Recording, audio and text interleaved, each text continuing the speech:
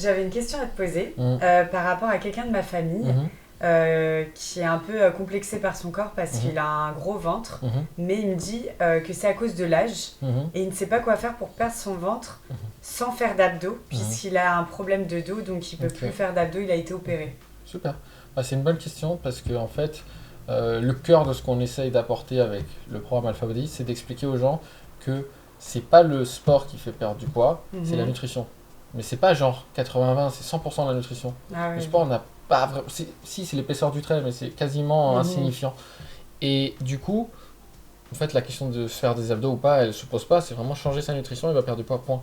Après, nous on demande aux gens de faire du sport, pourquoi ? Pour préserver sa masse musculaire pendant qu'on perd du poids, pour pas perdre son muscle. Du coup, avec le sport, tu dis à ton corps, attends, il faut quand même que je préserve mes muscles pour éviter de devenir une plus petite version de soi-même, skinny, fat et frêle.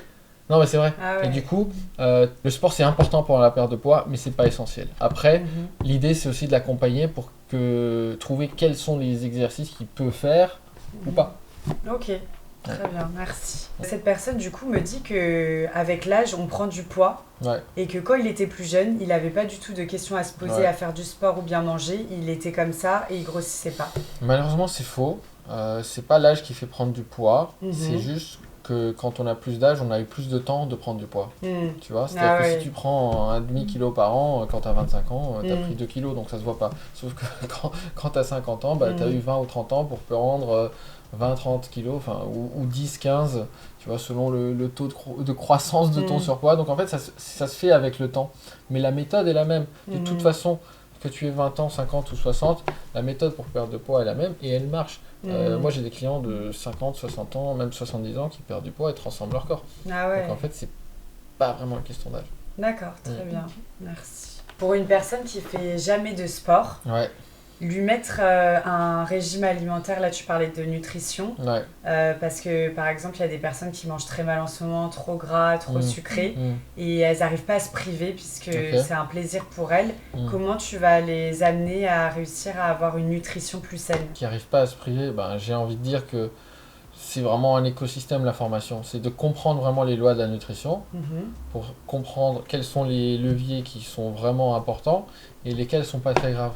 Et du coup, en expliquant aux gens, tu vois, ça c'est très important, mais par contre ça c'est pas très grave, on réussit à avoir une sorte d'équilibre où on peut, la plupart du temps, manger quand même en suivant les règles et de temps en temps se faire plaisir, quoi. C'est pour ça que souvent je fais des pubs en rigolant où je dis je mange des burgers, je mange des desserts. Ça veut pas dire que j'en mange tout le temps, mais je me réserve le droit de le faire parce que c'est pas le but, c'est pas de devenir un moine de la nutrition et de la musculation, c'est juste de prendre du plaisir en ayant une bonne santé. Petite question bonus, quel est ton repas préféré ? Le burger. J'adore les burgers. J'adore les burgers. Alors, je suis un spécialiste du burger, tu vois. T'as les burgers un peu sales, genre le In-N-Out en Californie pour ceux qui connaissent, ou les McDo, enfin les trucs un peu gras. T'as les burgers un peu gourmets. Non, chaque burger mérite qu'on lui prête attention. Vive les burgers. Quoi ? Vive les burgers. Vive le burger. Et en plus, en vrai, le burger maison, quand on y pense, c'est pas si pire que ça. C'est bon, hein. Parce qu'en fait, tout le monde associe ça au fast-food parce que c'est fait, c'est l'aliment typique des fast-food.